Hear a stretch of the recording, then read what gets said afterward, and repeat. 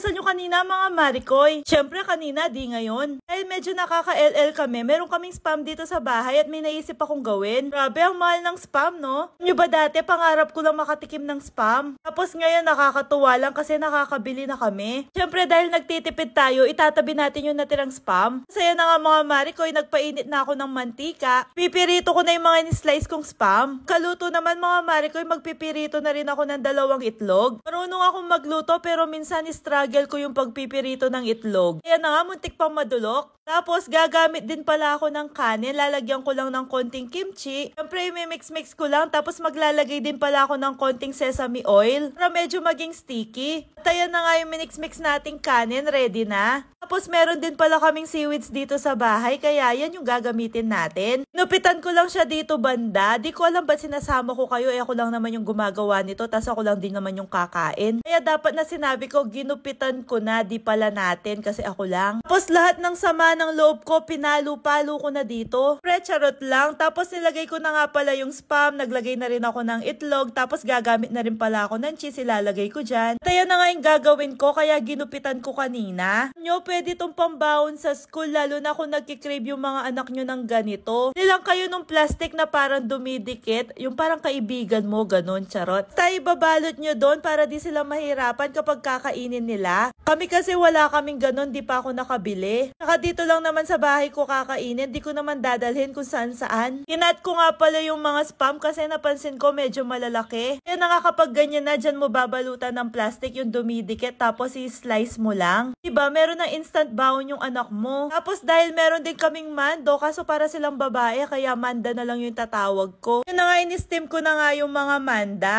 Ang iniintay ko, gagawa na din ako ng drinks ko. Napakasosyal naman ng almusal ko. Ayan kasi tong melon, baka masira lang. Tinanggal ko nga palang buto-buto kanina na merong sabaw. Yan yung pinakamasarap at malasa. Kaya di ko tinapon, in-strain ko na lang. Tapos maglalagay lang ako ng konting condensed pandagdag lasa. Siyempre lalagyan ko na din ng yelo mga Marikoy at naglagay na rin ako ng tubig. Yan na nga, pahirapan sa pagmimix-mix. Tinignan ko na yung mga manda kung luto na, di pa masyado. Kaya gagawa na lang muna ako ng sausawan. Pre, ito yung masarap na sausawan, yung chili garlic ng MQ Kitchen. Tinala nga, meron pa natira nung last time na ginamit ko. At ilalagay ko na naman yung sarili ko, toyo, tapos maglalagay din pala ako ng isang kalamansi. Kaya na nga yung mga manda, mga Marikoy, luto na. O diba, napakabongga ng almusal ko, akala mo mayaman. Mga gusto mag-reseller pala ng MQ Kitchen, lang kayo sa group nila dito sa Facebook, MQ Mercado ang pangalan. Kain na tayo mga Marikoy, mapapakanta na naman ako nito ng yum, yum, yum, yum.